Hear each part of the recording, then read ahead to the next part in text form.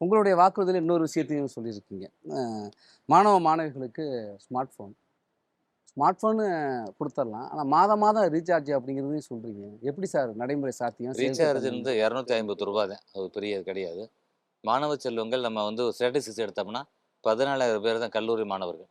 அப்ப இது வந்து சாத்தியமான திட்டம். நம்ம இது தனிப்பட்ட நானா சொன்னது. சூர்யா ட்ரஸ்ட்ன்னு ஒரு அமைப்பு இருக்கு என்கிட்ட. தொண்டு நிறுவனம் இருக்கு. நெறைய என்ஜிஓஸோட எங்களுக்கான தொடர்பு இருக்கிறது. அதனால இதெல்லாம் சாத்தியம்.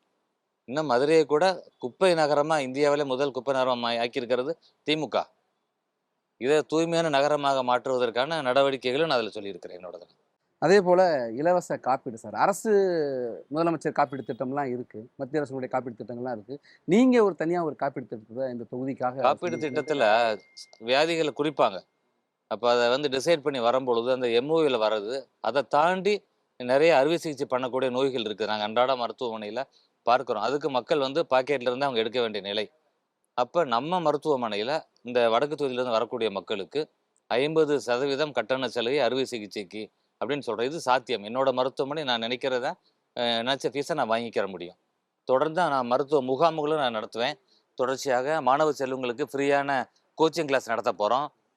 இந்த காம்படிட்டிவ் எக்ஸாம்ஸ போட்டித் தேர்வுகள சந்திக்கிறதுக்காக வெற்றி நிச்சயம் என்ற ஒரு அகாடமி தொடங்கப் போறோம். அதன்படி அதில வந்து அவங்களுக்கு இலவசமான கோச்சிங் குடுத்து, அ எஜுகேஷனுக்கு ஸ்டூடண்ட்ஸுக்கு ஹெல்ப் பண்ணணும் சார்.